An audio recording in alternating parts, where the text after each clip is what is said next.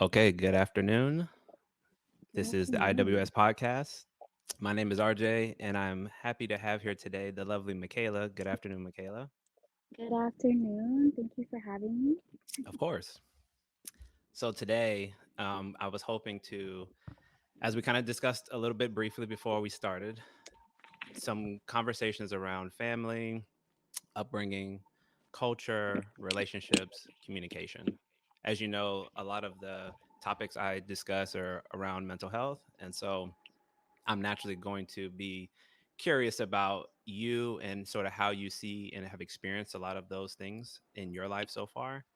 Since this is our first legit conversation, I'm going to just go with the flow and let's see what we go. Okay, Sound good? sounds great. All right. So to start us off, I wanted to ask you what and how would you describe your experiences like growing up in your family?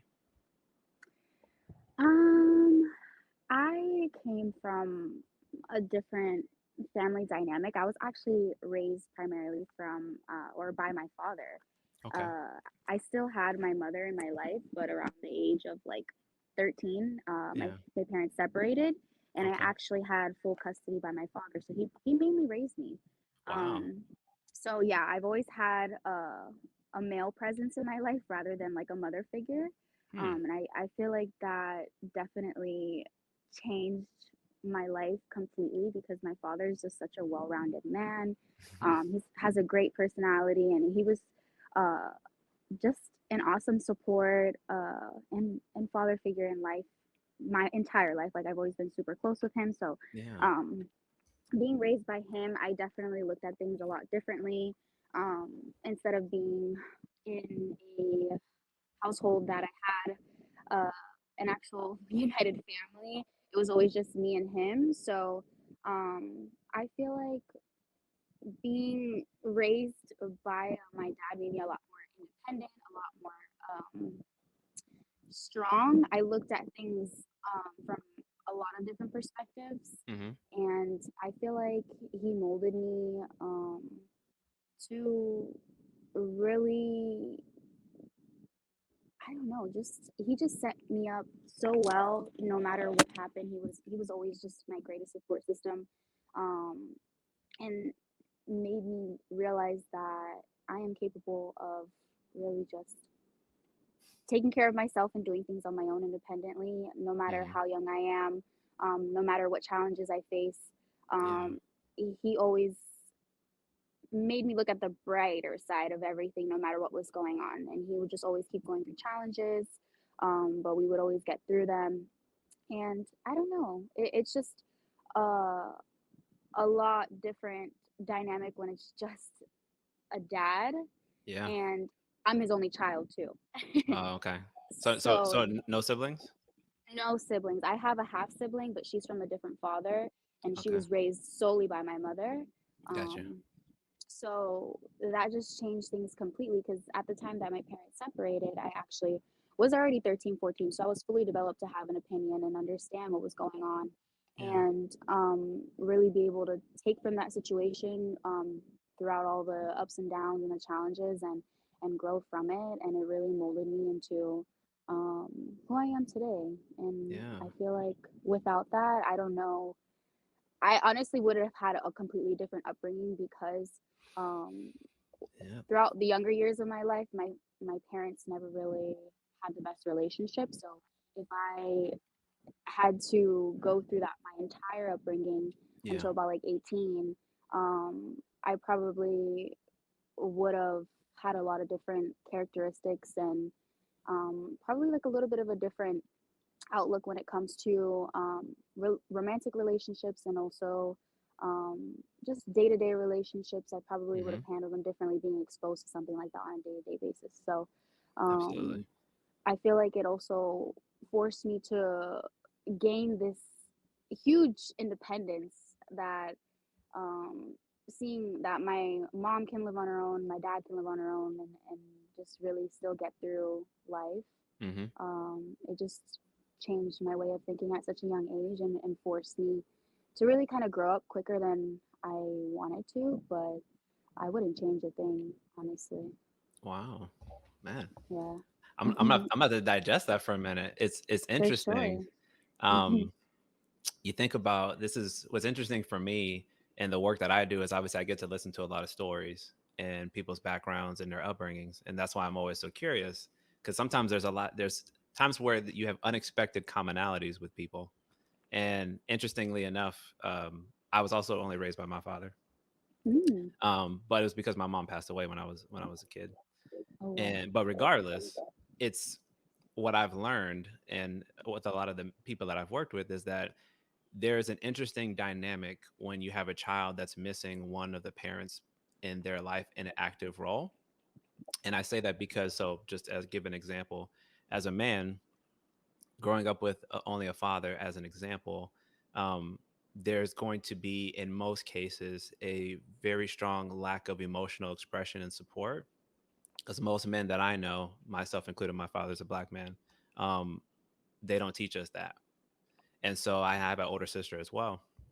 And so we were kind of taught to, keep all those feelings down, suppress, don't share what's going on in the household, don't talk about any of those things. It was always about, as you said, being independent, not Mm-hmm. needing anybody, not needing help, not even from my own father. Right. And what I've learned in just my experience as a father, a therapist as well, is that I believe that you need both parents involved in your life because there's a certain level of balance that you need. So, for Right. example, if I was a young lady, me not having my mom, usually we identify with the same gender parent. So Mm-hmm. if I'm a young woman, I need my mom there because I'm sort of ascribing to be like her. Not saying exactly like her, but there's certain aspects of her that I want to embody as I get older. If I'm a young man, same thing with my father. But when you take that parent out of the equation, now I don't have that example because you can't really do it with the opposite gender because we don't grow up exactly the same. Right. And it's nothing against the other parent. Like, don't get me wrong. It's not like they don't try. But for Right. example, my father can't teach my sister how to be a woman. He Right. can teach her aspects about what she might need to learn to embody if she wants, for example, to get married, giving from the man's lens, but he can't understand what it's like to go through puberty, to see your body change in that particular way. He's never going to understand that. That's where you need your mother there. And then vice versa for me. If I'm missing my mother in that example and growing up the way that I grew up, it means I was missing a portion of that level of comfort and support that you would typically have with a parent. So that way, when I get older and I want to have romantic relationships, friendships, and what have you, I'm much more comfortable expressing myself. But I didn't learn all that stuff. So then it's fundamentally harder for me to get to those points. And so a lot of the content and the conversations I have, a lot of my clients are men because a lot of men struggle in this area. Because again, a lot of us are raised by fathers that are present physically, but emotionally absent, maybe are not there at all. And then also society makes it difficult for us to express ourselves. So I really appreciate you giving that insight because I imagine that must be an interesting dynamic for you, like you said, growing up with primarily your father and not Mm-hmm. necessarily having as strong of a relationship with your mom. Yep. I agree 100%. Definitely. I had to figure a lot of things out on my own. Not that I didn't have any accessibility to my mother. I can always contact her, call her if I needed her, but I just never really had that connection or relationship with her since she was not always present in my life. So I didn't feel comfortable Right. all the time. Usually, my father was a sense of comfort, but again, he can only teach me so much Hmm. from his perspective and also just being my father. So it definitely changed a lot of Oh, things. absolutely. I can only imagine if you were anything like my older sister, I'm sure dating was probably a nightmare for you. I didn't even dare. Yeah, my dad is Okay. so protective. I was just like, I'm just gonna keep this to a minimum. Yeah, I mean, and that's typical. I mean, I was raised that way, like a traditional man. So it's like, yeah, I got to protect. I even had to go on dates with my sister sometimes because my Oh, dad just was not having it. He's like, you got to tell me if anything goes on, it's inappropriate. You better come back and tell me what happened. So that's why I said I could definitely imagine what that must have been like for you. yeah, most definitely. Okay, so in speaking of that, I want to go a little deeper in talking about the family. So for example, so you really talked about your relationship with your father, and then mom was you have access to her, but you said that, but you still didn't have that level of comfort. Can you share a little bit more about why was she not as present for you? Not the part about you not feeling comfortable to share with her, but why was she maybe not as present as she maybe could have been as compared to your father? Absolutely. So my mother actually had my older sister at 17 years old, Mm, and that relationship with, uh, sorry, the father of the baby or her, yeah, it didn't last much long. So she pretty much was, um, I don't want to say she lost some of her youth, mm, but overall, she didn't get to live her life to the fullest at a young age. And I felt like around that time when I was between like 9 to 12, she really was going through a different stage in life and she wanted to sure, explore. And that kind of plummeted as far as like her family and her romantic relationship with my father. So gotcha. um, uh, I just always felt like I had a stronger connection with my father since I was his only child and it was only four of us in the household. So since my mother had my sister so young, they always had a stronger bond because it was always just them two. Right, And she had always gravitated towards, I hate favorites, but it's true. Everyone has favorites. My sister was always her favorite. So we just didn't really have much of a strong connection throughout my entire life. But she also lost most of her presence around that age when I was closer to like 8, 9. okay, And she was just more out of the house. Um, until she moved out and then she was completely like removed from my life. I mean, I could call her, I would see her every weekend, but she just was too invested into other things like her career, like her personal gotcha. life. So I never really got the time to actually bond with her unless Hmm. it was like over dinner or maybe like we're out doing something bonding as a family, Yeah, and things like that. So it wasn't until I was older and fully independent that I reconnected with her and we have a strong relationship now. But when I was young, we just always bumped heads yeah, because I just never felt like she was a great support system for me. I just felt like I was always her second option or just not as important to her as everyone else. So yeah. that kind of pushed me away, and I just gravitated towards my father because he was just always there for me. No, that totally makes sense. I mean, Hmm. it's interesting because I'm going to try to deconstruct a little bit about what you just said. The idea that she had your sister very young. So I'm a big believer when some of the people that I work with and we talk about these different roles that we play. Hmm. And if I'm your mom, for example, and I'm with your dad, it's like, okay, I'm his partner. So I'm in a relationship. I'm a mother to your older sister and you. And then I'm also a woman, Hmm. meaning I'm an individual. But if I'm having my child very young, I didn't allow myself that opportunity to actually discover who I am.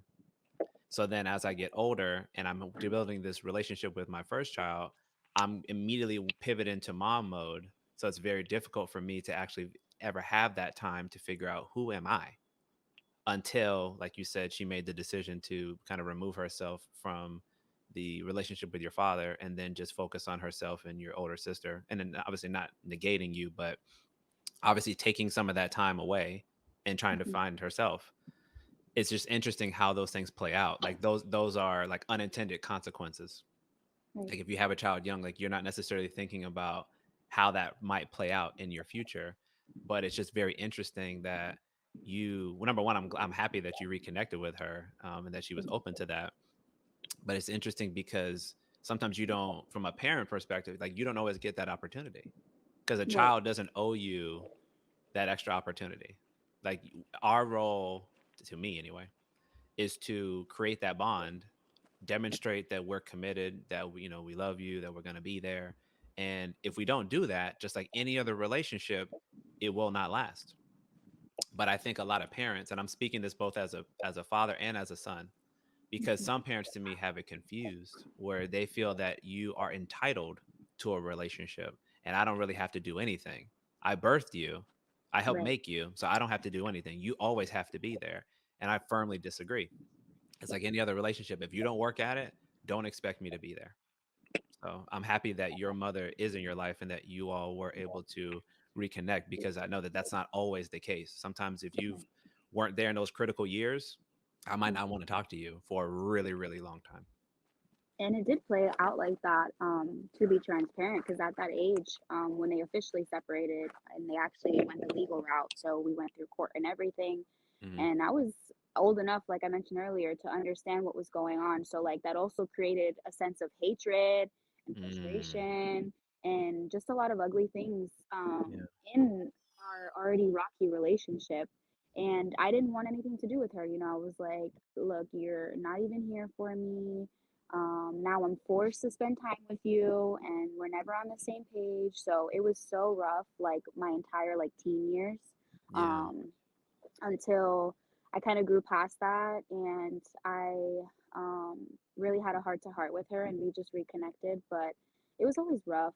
Um, I'm not gonna lie, we both have really strong personalities, so we can really go at it. But then again, she's my mother. I always say she's my mother. At the end of the day, like I Hmm. do have part of her in me, Hmm. and we just get through it, and thankfully we did, and now our bond is stronger than ever. So yeah, Excellent. That's good to mhm, hear. I like absolutely. when it's almost like you get to the positive chapter of the story. Sometimes you never know. It's like, oh, there was a rekindling and we were reconciling and we're going for it. It's like, yes, we go for that. Yes. Okay. And then in piggybacking on that concept, would you Mhm. say that you have at all any significant relationships with like extended family that were involved with you as you were growing up, like aunts, uncles, cousins? Not necessarily. All my family doesn't live in the state of Florida, and I've been in Florida my entire life. So pretty Oh, much okay. it would only be like phone calls every once in a while. But I actually just have Um, such a small family. Like this is all I had. Like literally my mother, my father, my sister, and gotcha. me is all we had here in Orlando. Everyone's pretty much up north or in Puerto Rico. So I didn't even have anybody to reach out to other than my father. That's all I had as far as Ah, family. okay. Hmm. And that's interesting. The reason why I asked that question, going back to what you shared in the beginning, like when you didn't have the relationship with your mom, just to kind of give you the other side of that. For some people, and I'll speak you more from my perspective, when I didn't have my mom there, a lot of my mom's side of the family is Salvadoran. So like Oh, most of them live in Tampa. So a lot of my tias and my abuelita, they stepped up to try to fill that gap. Of course, it's not the same, but they tried. And I very much appreciated it because I think that's part of it that helped me have some level of connection to my emotion and not completely shut off, because that's 100% what I was getting at home with my father. He was not trying to talk about anything. And so I was grateful that I at least had that. And I have a very large family on both sides, even though a lot of them don't even live in Florida, but enough of them do because it's just so many of them. hmm, But I say that because when you at least do have access to some other family members, sometimes it can help to supplement what you're missing. So if you don't have the relationship with your mom, you might be like, okay, one of my tias, we are pretty close. So like that kind of gave me that, or one of my older cousins or something to that effect, my grandma. So that's why I was asking if you had any relationships, but I mean, it doesn't always happen that way. no, unfortunately. I would say a few friends as I grew up, their moms had played a specific role in my life. I had this one friend, I still talk to her to this day, that throughout that whole legal process between my parents, I would Yeah. often stay at her house and stuff because I was still in school. So, like, they would be out working or have to attend different meetings and um, stuff like that with their lawyers. And really, they were a good support system and they were super understanding, and were there for me emotionally to understand, like, hey, this is out of your control. Just understand, like, this is not your fault. They just really reassured me at the times that I needed it. But other than that, not really any other kind of support. That's fair. And I forgot to mention that too. I definitely had some friends' moms that definitely came in clutch as I got older. So I can certainly empathize with you there. It's good when you Yeah. have at least somebody to try Right. to give you that perspective. And like we said earlier, if you're not getting that from your dad, because again, that's not like his role. He's not supposed to like teach you all of those things, like the parts of being a woman.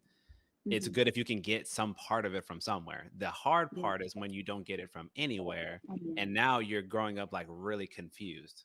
because you're like, I don't really know how to be the way that I think I'm supposed to be because I only learned this way from this person who can't exactly teach me because they're Mm-hmm. not the same gender, Right.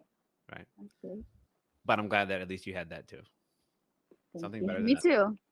Small things, that I notice now that I'm older for sure. Like at the Yes. time, I felt super alone. I was just like, I don't even know what the hell I'm doing. But Mm. yeah, I'm grateful for them. Yes, a lot of us definitely get that feeling. And what's interesting is even when you have family that's there, right? And I never discount this. Even you can come from a very loving and supportive family, very large family, and still feel relatively isolated because maybe you don't think like you fit Mhm. or something about the family dynamic makes you a bit uncomfortable to be as open as you would maybe like to be if you were around a group of people that made you feel like you could say and express anything. And I say that because to me, environment is everything. In my humble Mhm. opinion, the environments we grow up in vastly shape the way that we perceive our reality. And it starts when we're young. So, if, for example, like I said, for me, if I'm growing up and I'm missing a parent, there's certain challenges that I might inherently have to deal with because I didn't learn how to have, for example, navigate a healthy relationship with a woman. The first one is supposed to be my mom. If I don't learn how to love her, it's gonna be really hard for me to learn how to love a woman that's not my mom, who did not birth me, right? And then same thing, if I'm a woman, I don't really have a relationship with my dad. It's gonna be really hard for me, for those of us that are heterosexual, to fall in love or want to be with a man because I don't know what that looks like. I don't have an example of that in my mind. So Mhm. trying to navigate that is gonna be really, really hard. So I might mess with the wrong people or people who really I shouldn't really be giving my attention to, but I don't know like my value or how to screen people type deal. So Mhm. these are a lot of the like inherent challenges that come that we don't know until we get older and we're just in the situation. Yeah. But I like to notate those things because that's been my lived experience and a lot of folks I know who were missing that type of relationship, even if the parent was present physically. But the fact that Mhm. we didn't have that type of emotional connection, I'm still missing that very critical information. If that makes sense. Absolutely. Yeah. 100%. I agree. Okay.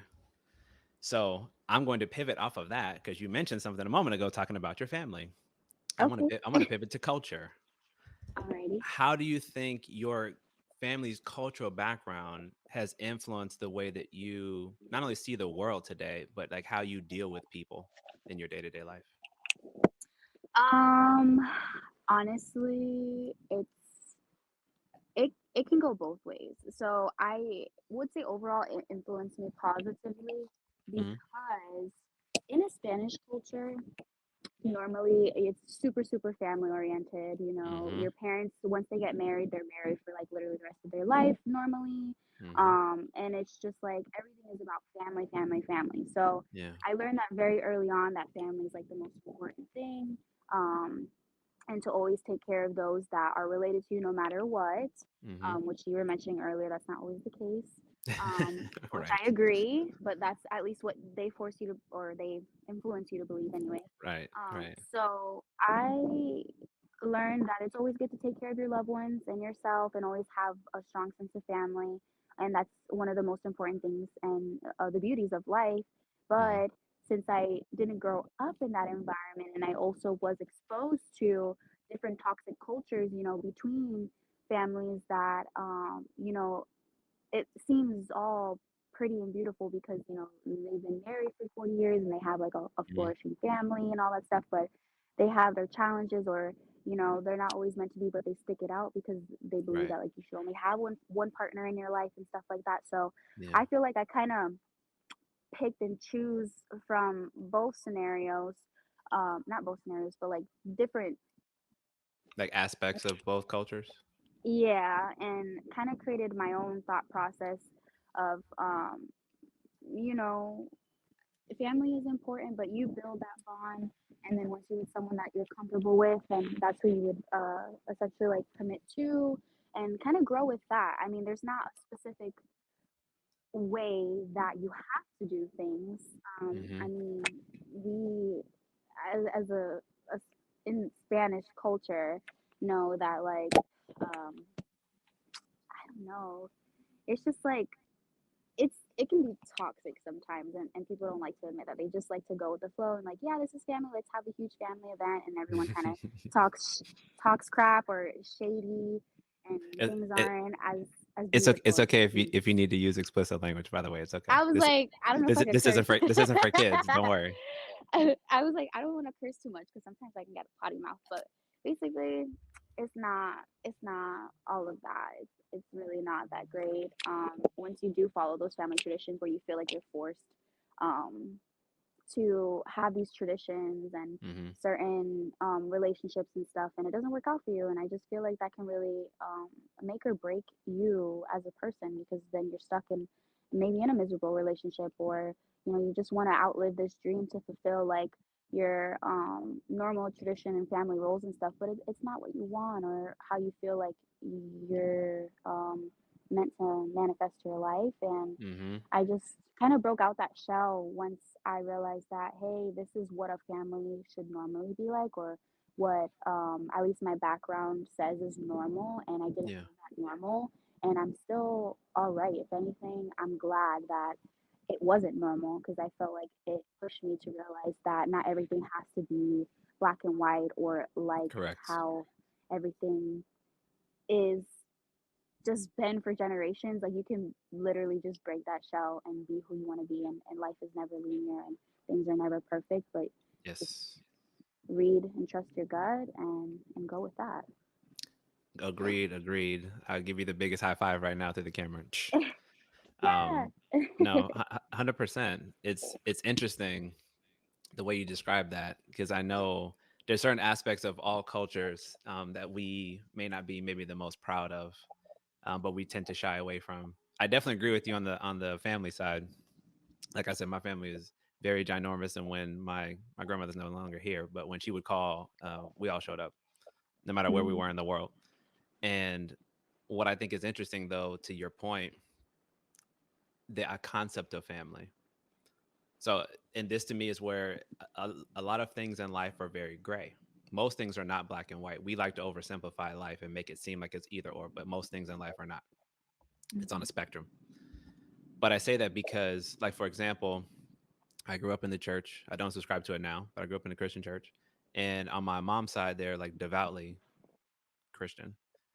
But I would consider them more the way I would want to be if I subscribe to that, welcoming in everybody, treating everybody like family, like there's no differences, opening your home to those that are in need, not trying to judge people. Those are attributes that I would actually subscribe to.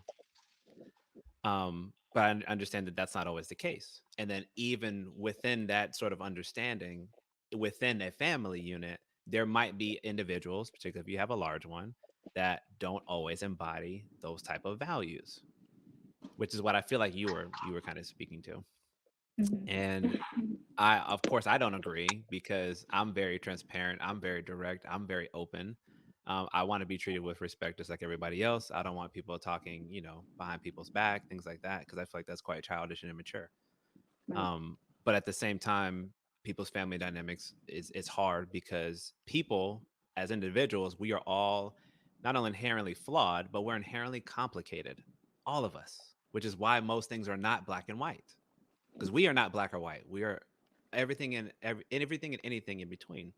Mhm, So there's a lot of challenge that there could exist in a family dynamic within a family system.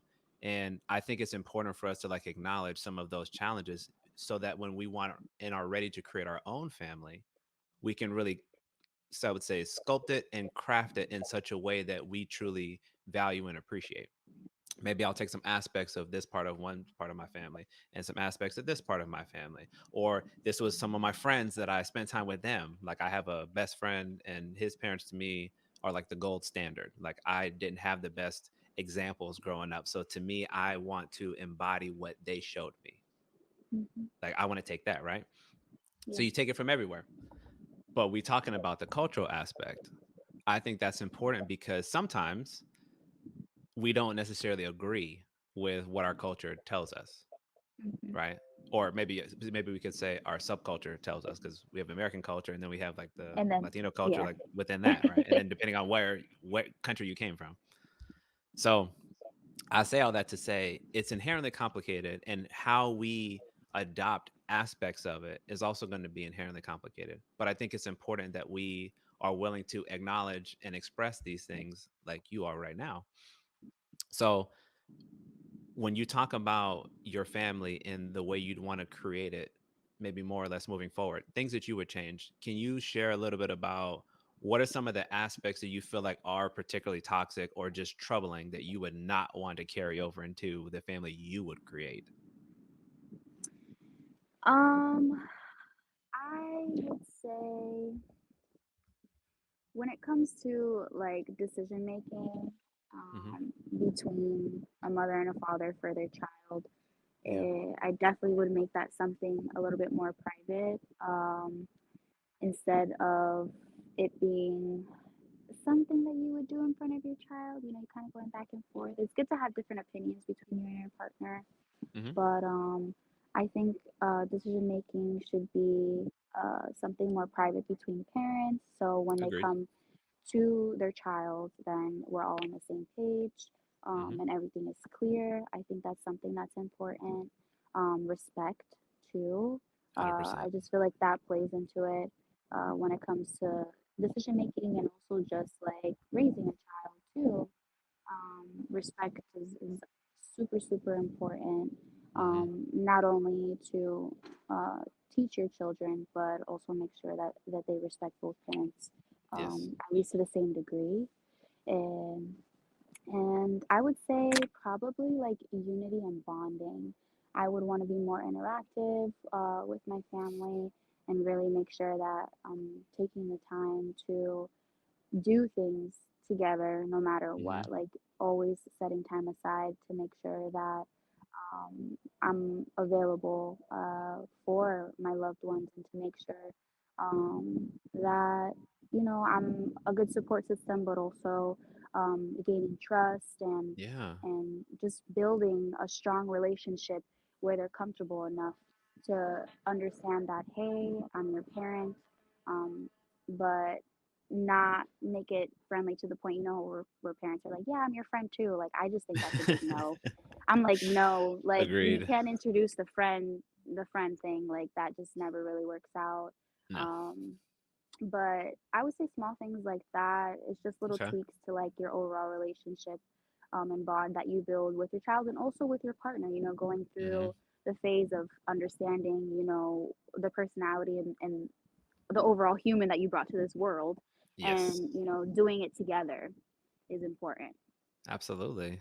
You hit on a lot of points I want to touch on, but definitely to me, I'm big on themes. The overarching theme I take away from what I heard from you just now is the intentionality behind what I'm doing.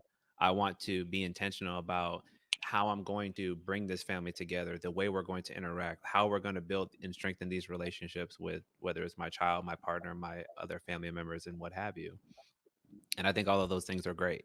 I think they're absolutely necessary, because that's what I was kind of touching on before when I said that I don't think it matters what type of relationship you have. You have to be willing to put in the effort necessary if you want it to grow and really be strengthened over time, whether it Mhm. is your partner, your child, or a friend or family member. What I would say, and I'm going to kind of use this to segue in a moment, I Okay. think that, to me, the hardest type of relationship to cultivate is a romantic partner, because with your child, you created them. So it's a Mhm. little bit easier to sort of get over that maybe initial discomfort of you're a different person and I'm gonna have to learn how to like manage you and how we're gonna raise you and yada yada yada. But I still made you. So I feel this Right. inherent connection to you, whether I'm mom or dad. Like a built-in Family, bond. correct.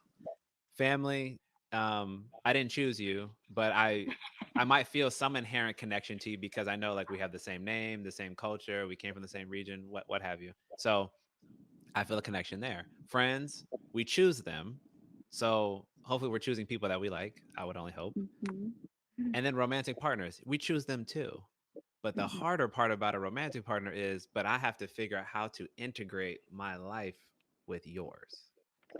Because with a friend, I don't necessarily have to do that, right? Right. Like we can spend time when we spend time with a Right. partner, and then if we take it a step further and we get married and we have a kid, then we're starting to put those different hats on, like I was talking about earlier. So I got to figure out how to navigate that. How do I be a wife, a husband, a father, a mother, a woman, a man, Mhm. and navigating all of that. So I'm going to use your great piece of information you gave me there to segue, talking about romantic relationships. What has it been like your experience? Like, you can talk about it from your upbringing up until now, wherever you want to go with it. But like, what kind of challenges have you faced in trying to not only seek out a partner, but how do you find the person that's a right fit for you specifically? Oh, that's been so challenging. I'm still figuring it out, even though I am in a romantic relationship for about 2 years now. But I can definitely say, uh, one of the hardest things that I had to like develop was definitely trust. Just Mm, seeing in my younger years how my mom just was so not ready, but it was just a lot easier for her to just get up and go and kind of leave behind, 13, yeah, 14 years relationship with my father yeah, and her child so easily. I mean, that really messed with my trust. I'm sure. just like, how can you leave that behind? But Mm-hmm. I almost felt uh like, how can I gain trust? How can I work on trust with people? And I feel like it also built in um, this insecurity in the back of my head that I don't know if it's called like, it's kind of like loneliness, but I guess like a fear of being alone. If that makes sense. Yeah. I mean, some Um, people might call that a fear of abandonment. Abandonment. That's what I'm looking for. So I guess I just have those two are the strongest. Um, what is it, like results or consequences Yeah. or that impacted me the most when it comes to my romantic relationships, just seeing how that went down between my parents and just Of course. looking into my younger self and trying to build, what is it that I want in a relationship, what is my value, like you mentioned earlier, what am I worth. Mm-hmm. So just seeing just how poor the relationship was between my parents, it really just set a low standard for me in a sense. Yeah. I don't, even though now that I look back on it, it should have set a high standard, seeing how things can go. Um, Now that I'm older, I understand like boundaries, expectations, and different Good. things like that. But at first, it was super rocky. Like I didn't know, I didn't have a guideline. I was just kind of figuring things out and kind kind of taking not whatever I can get, but I just didn't have the best expectations for myself. Like Mm-hmm. I really set myself at a low bar because all I saw or knew was a low bar. Mm-hmm. And now after I haven't had many romantic relationships. Also because of my parents, I had such a fear Sure. of, Sure. of that just going south or Yeah. just things just things not working out that well that I never really could trust or was just insecure in a lot of different aspects Yeah. about building a romantic relationship with another person and what they could do to me and just it's just built a lot of walls in a sense Mm-hmm. No, that I've absolutely. down along the way. But probably like 3 relationships later, this is like my third.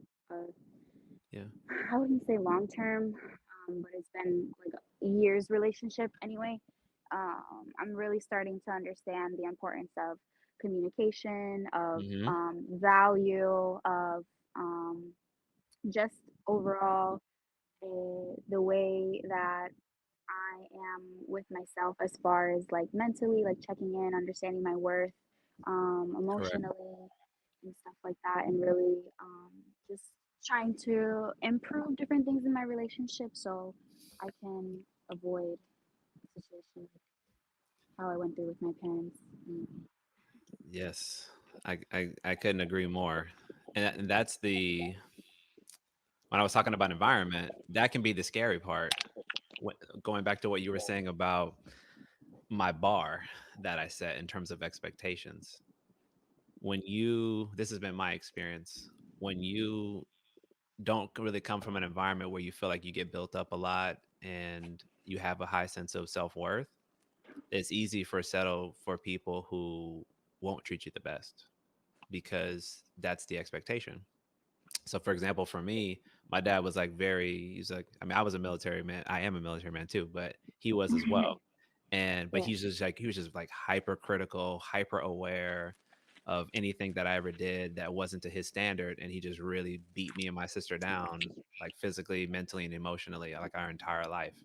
So for somebody like me, it was always striving to try to prove that I was like worthy of love or I was deserving of it because he would never give it until like I had gotten really punished really bad. And I was a really good kid, but it was just like never, it was like this impossible standard that I would never meet. And so it just, it's really frustrating, very hurtful.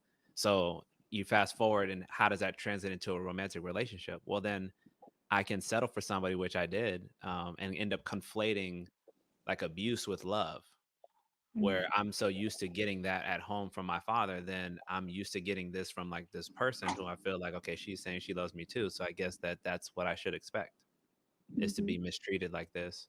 And it just sets the wrong tone, in my opinion, because you don't have that good sense of self, of what I deserve, of what I will not tolerate, what boundaries and deal breakers, if you will, that I will not put up with.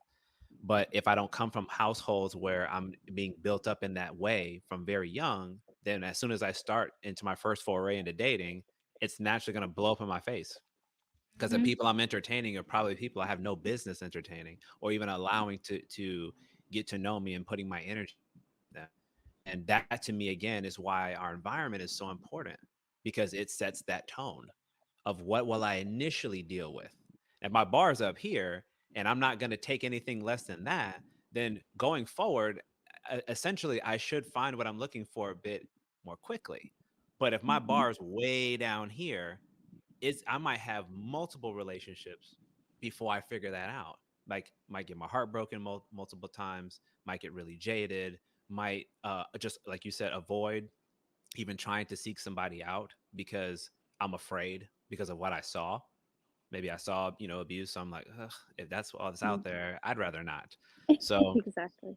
you know, I can't overstate why it's so important what we see and how that correlates to what we end up dealing with as we get older and we're starting to make some of those decisions for ourselves. I agree 100%. Wow, military family is definitely a different challenge too. Coming from that background, a Yeah. lot of I mean, different, yeah, I mean, it's a piece. It's a piece. yeah, Another piece of it. I don't want to blame it all on military because I've known some great military people. Um, absolutely. so it's definitely not just that. My dad was just a genuine hard ass and didn't want to like ever give you like. This is one thing I'm gonna pivot just for a slight moment, and then I'm gonna come back to the point we're talking about. But one of the things that I spent a lot of time, just because you haven't talked to me about this before, because I talk and work with a lot of men, one of my fundamental challenges and things that's very important to me in my lifetime to try to impact is the way that we're perceived and the way that we interact with people in society in terms of our roles. What's normal? What does it mean to be traditional? To me, a traditional man, the way that I grew up, like I'm 35, so I'm a little bit older than you. My experience has been it's very cold, cut off, not very expressive, but a definitely financial provider, provides stability, provides discipline and direction. I'm not opposed to all of those things. The Hmm. disciplinarian, I'm good at. Provider, I'm good at. Stability, I'm great at. Decision making, for sure. But being the cut off, cold, callous individual, I don't agree. And unfortunately, a lot of the men that I know, that's the environments that we're raised in, either in society, coming from when we're in school, from our other family members, both male and female. And then again, if we grow up with our fathers, a lot of times we don't get that level of healthy example, what it means to express oneself without like, being angry or, using a substance and things like that. Hmm. And so that's a big challenge for me because I already lived it. I already lived what happens when you don't get that. I already know. So I Yeah. try to work with and coach a lot of my clients to, to not only be aware of that, but how we can be better, because especially those of us that plan on having children, and like I said, I have a 10-year-old son, so I don't want him to have the same challenges that I did. So I work really, really hard, even outside of my own comfort zone, to try to make it very comfortable to express himself in that type of way. So that when he's ready to go have relationships, like we were just talking about, he won't struggle so hard like I have had to. Exactly. I love Ho- that. I love Hopefully that that. made sense. Yeah, absolutely. It's just like a generational thing. You just want to make sure that you are setting a higher standard. So Yeah. it's kind of not replaying the same thing over and over again and just carrying down all those negative emotions and just qualities and traits that you don't have to really have in life, you know, Yes. that Yes, were ma'am. normal, but now there is no normal. Like, Yes. Which I'm trying to redefine what that normal quote unquote means. yeah. And I like that you said that, because normal, and I put that in quotation marks, is extremely subjective. Normal is only normal to you, Mm-hmm. because I would take it a step further, because like I said, I have an older sister. Um, Even when you grow up in the same environment, what you perceive as normal is still different, because the way that I see the world, if we were siblings, the way that I see the world is not necessarily the way that you do, because you have a different bias, you have a different personality and a different perspective, even though we were exposed to the same things. So I can't assume that we're going to have exactly the same lived experience, even though we were exposed to the same things, have the same parents, and so on and so forth.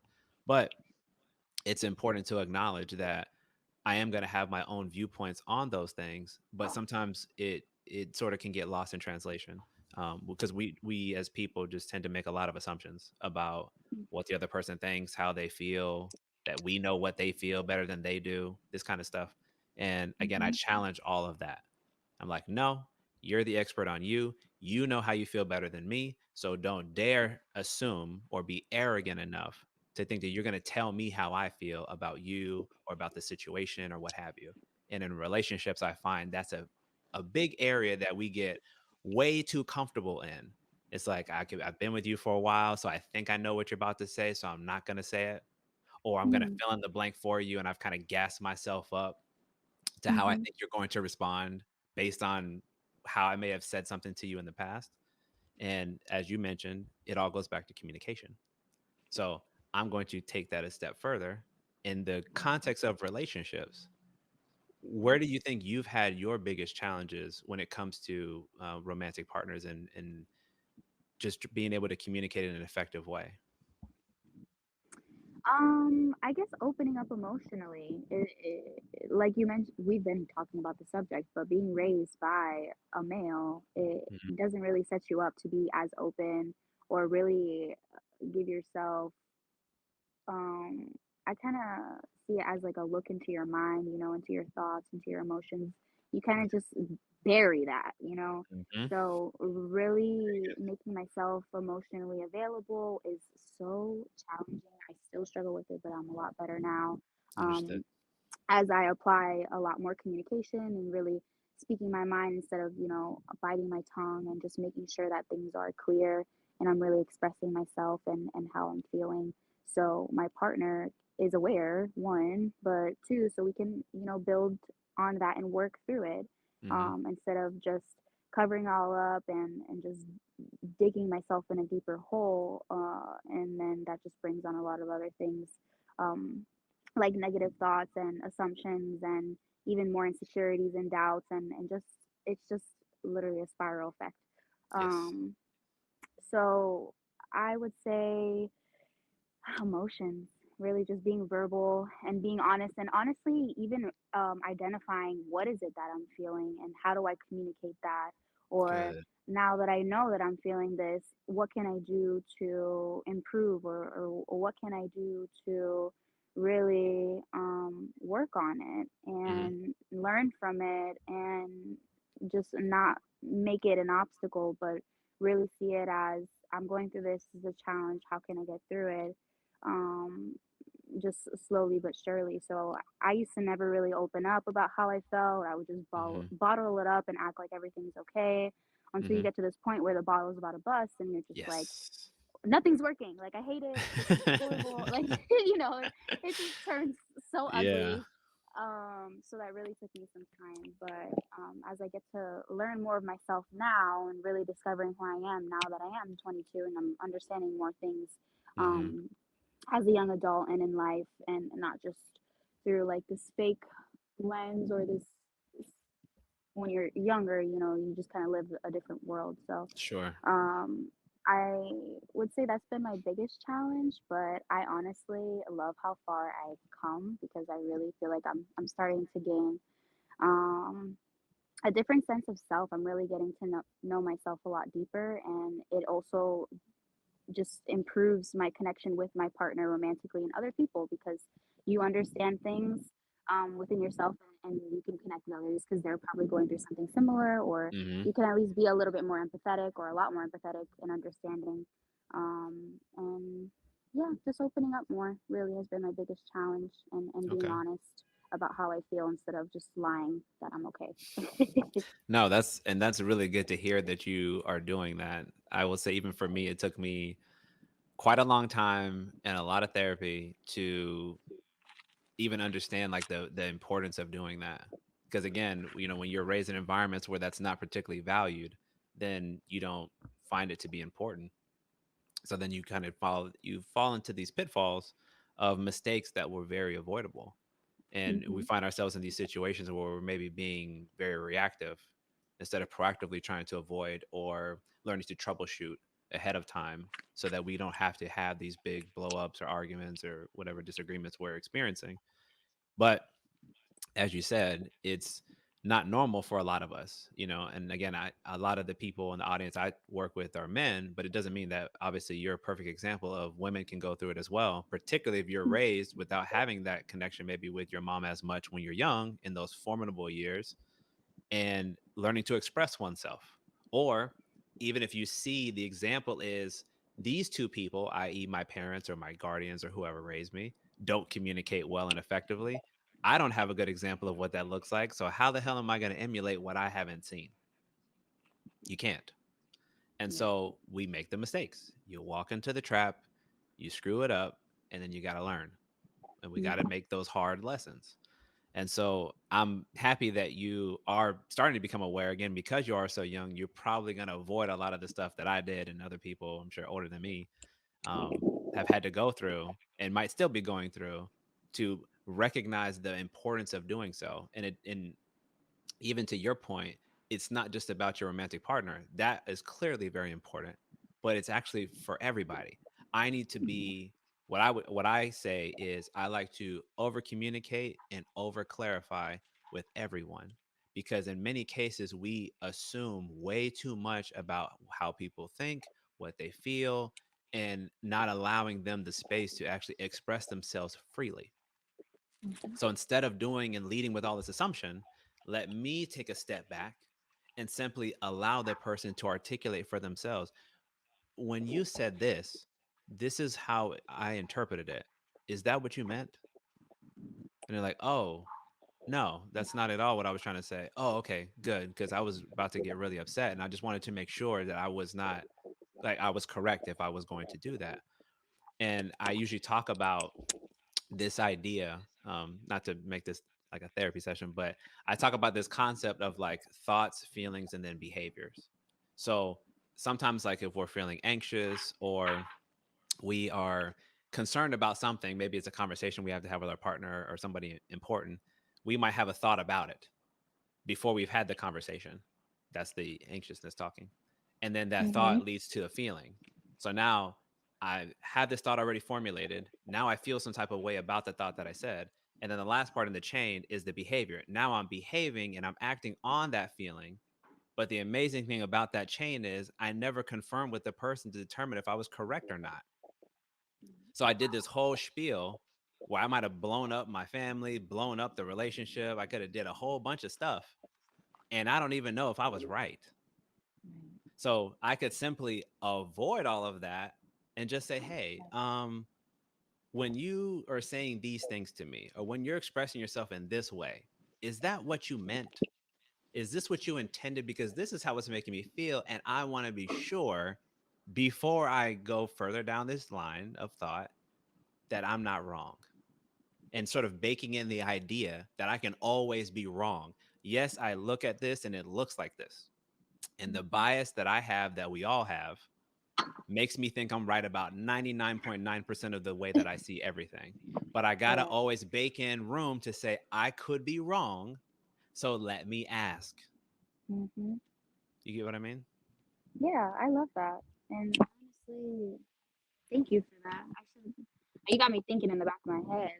I should apply that a little bit more because I feel like I live a lot in my head, and Yeah. also it's just so easy to just have an assumption spiraling in your head, and you have all these thoughts on top of thoughts, and Yes. it can 100%. it can create ugly situations that are 100% avoidable. Um, Yes. so just making sure that you understood something because communication could be clear, but again, we can always be wrong and perceive things completely Yes. different than what the person meant. So I agree 100%. Good. I'm So hoping that you and anybody else that might watch this would get some value from that, because I think it's those are the types of issues that are very avoidable, but we just have to be willing to kind of challenge our thinking. And I know it's really hard. That's why I said mhm, our personal bias. I said about 99% of the time we're going to be like, nope, that's what it is. I don't want to hear what you have to say. Next topic. But we have right. to always bake in room because, and this is the hard part, I have to always remember that I am not Michaela. I am not in her head. I don't see the world the way that she does. So even though this is how it appears to me, that does not mean that's the way she intended for me to receive that information. So I need to ask her, is this what you meant? Because this is how it made me feel. And if I'm wrong, okay, guess what? Now you have the opportunity to clarify and rephrase what you were saying, and I don't have to be offended, and we can go on about our day. Mhm. And you know what's a good habit that I feel like feeds into that has also helped me realize that not all my thoughts are true is being more mindful, being more Mm-hmm. present, being more aware of just living in the moment and Mm-hmm. not letting my thoughts kind of push me into that like, oh, well, they said it like this, and you just start like again spiraling through these negative thoughts and assumptions. Yes. So just just practicing mindfulness and understanding that that they have their own life, they have their own personal challenges and other Correct. aspects like work, family, and not just Mm-hmm. in this relationship, whether it's romantic or just like a friendship or whatever it may be. And just being present has really given me the opportunity to step back and understand, hey, Yes. they're human too. Maybe they're having some other challenge that I don't know about that's kind of just seeping into all other aspects, and I interpreted Mm-hmm. that completely different. So it gives me a space to be more understanding and empathetic and less reactive, um, Good. and more understanding. That's really good to hear. I'm always happy to hear when we are willing to take that step back, and I call that just giving grace to people and also to ourselves, where we're just saying, Right. I'm baking in an opportunity where not only could I be wrong, but let me not assume the worst about you in this particular moment, even though it might come off this particular way. As you Hmm. stated, there might be some other things going on in your life that I'm not privy to, that you have not shared with me, or maybe you're a random stranger and I'm just like immediately judging you because of something that you did, but I don't know. And Hmm. let me sort of be comfortable in my ignorance to say, because I don't know, again, let me not assume what you mean or how you're intending for this to come across, because the only way you're going to know if something's actually wrong or if you're being offensive to me is if I communicate it to you, which is healthy. That's what we want. But at the same time, we don't want to communicate that in an offensive way back because we feel some type of way about it. Instead, say, hey, but this is how it came across to me, and allowing that person to then clarify back. But if we jump down their throat because, well, this is exactly what you meant, I know that's why you said it to me just now. Well, again, that's the chain I said earlier. I basically just blew through that like immediately. Thought, feeling, behavior, boom, go. I'm going to meet you with hostility. I didn't Hmm. give you any room to breathe, to like share anything with me in maybe a better way than the way that it immediately came across. So I'm glad that you're saying that you are giving some space, being more present to allow people to express themselves maybe in a better way, and you also you working on being more patient, because I think all of us can afford to do that, because again, none of us are anything else but ourselves, so we can never Mm-hmm. assume how anybody else that we deal with in our lives feels or thinks. So we got to give them the opportunity to really share that with us. And so when you think about romantic relationships, to me that's like the perfect test, right? With anybody else, family, again, that's why I said earlier, we have those connections. We kind of feel tied to them because we were born into them, or if they're our child, we birthed them. But Mm-hmm. romantic partners, we chose them. So I have to sort of be willing to give you a certain degree for the benefit of the doubt, right? So that when we can communicate, it can be healthy, not hostile. Hopefully you would agree with me there. I agree 1,000%. So that's a big component of what I deal with and what some of the conversations that I have. And I'm hoping that in conversations like this, when especially getting the female's perspective, I think it's important because we all can learn from each other, regardless of age or background, and to again be more inquisitive and curious and less judgmental and very certain, because most of these things we cannot be certain about because we're talking about human beings, and again everything Right. lives in the gray. We don't really know anything until you actually take the opportunity to talk to them and learn about them. Absolutely. And thank you Okay. so much for giving me this space to open up. Sure. I don't think you understand how much I appreciate this opportunity, just because I feel like even as a younger individual, I'm only 22, a lot of people don't respect my opinion just because I am young, or they don't care to really hear my outlook on Mm. my life experiences so far, just because they assume that, like, I don't know anything. Like, I'm so young. Like, what have you been through? You don't know what it's like. You don't have any challenges, like, you don't have any hardships. And I'm just like, that is not No, true. Like, no. it's We, 100% not true. no, we don't subscribe to that. I'll even share with you. I'll share with you briefly, actually. Um, Sometimes I'll get a mom who will bring a son to me, and they'll be reaching out trying to basically filter out and see if I'm somebody that they want to work with their son. And I've Mm, had a couple in the past, recent past, where they've made certain comments that I've had to immediately confront them on. So they'll say things like, and I'm going to say it the way that they said it: he doesn't have any fucking reason to be depressed right now. I take care of the goddamn bills. What could he possibly be worried about? I'm the one that works. And I have to look at them. I was like, ma'am, you can't say that. mhm, That's highly invalidating and disrespectful. Just because from your perspective and your lens as the mother, as the adult, as the provider, you don't think that your child has any right to feel some type of way, that's not fair to then take that from them and make them feel like they're supposed to do what with those feelings exactly? Swallow them, mhm, bury them? What are we supposed to do with that? That's not healthy, number one. Number two, these are young men. And as I said to you earlier, we already have trouble with expressing ourselves. That's already what's perpetrated to us throughout our lives, no matter virtually where you grow up in the world. This is an issue. So I absolutely challenge in those scenarios those women, those mothers. And I hear people say stuff like that. So I don't care how old they are. If my 10-year-old came to me and was like, Dad, I'm starting to feel depressed, I'm going to listen.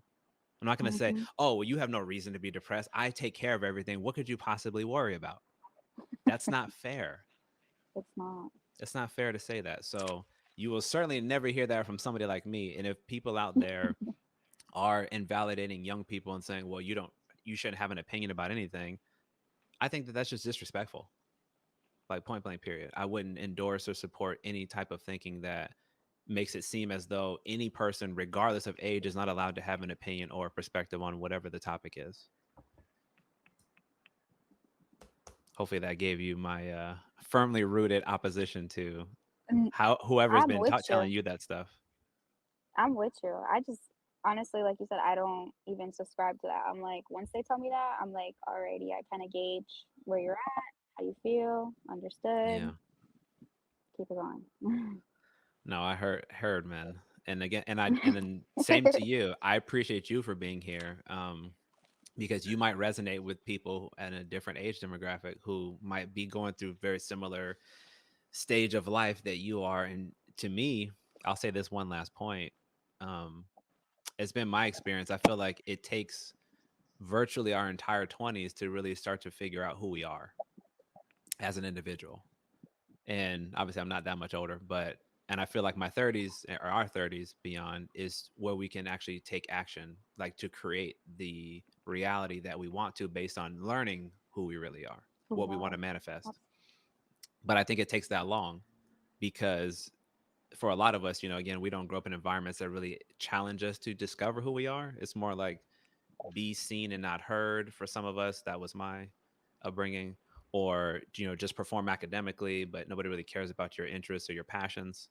Or maybe you just grew up in an environment where nobody really talks to you, so mm, you don't feel encouraged to discover or to be inquisitive and introspective in that way. But regardless, I think it's important for us to take these opportunities to have these conversations, because you might resonate with somebody who's at the same point of life that you are, and hearing you be vulnerable and share some of these tidbits might encourage them to either go work with somebody or just start to ask themselves those same questions that you are. Why am I doing things the way that I'm doing them? Maybe I need to get another perspective. Maybe I need to go to therapy. Maybe I need to talk to my father. Maybe I need to talk to my mother.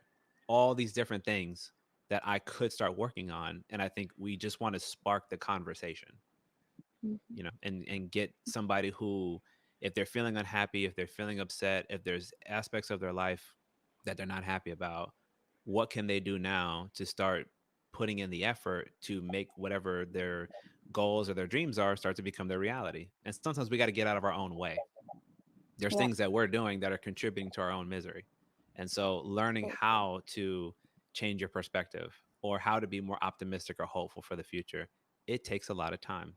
I'm a therapist. I know that it's not like a quick switch and you microwave it. It's a very long journey depending on where that person started. But I believe we all got to start somewhere. So I'm glad that you are, Absolutely. putting in that effort.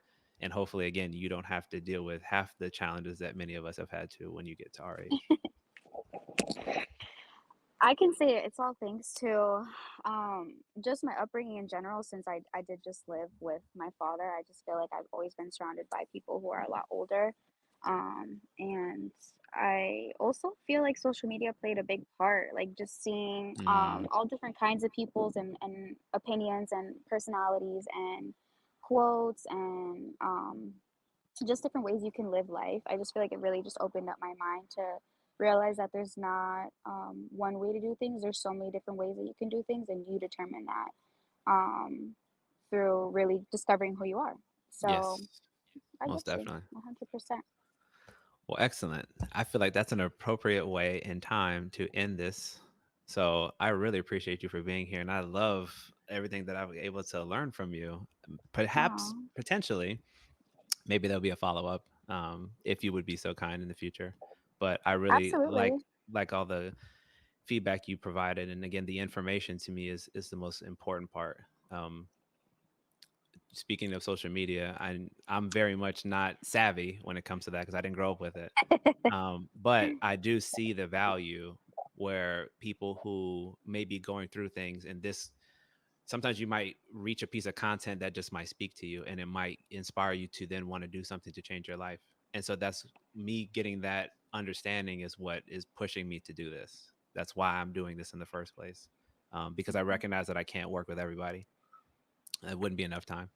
And I want to be able to create some type of impact, mhm. to try to help people that I might not be able to. And so, talking to great people like you, I'm hoping will help facilitate that. So, again, I thank you for being here, and we will call that one a wrap.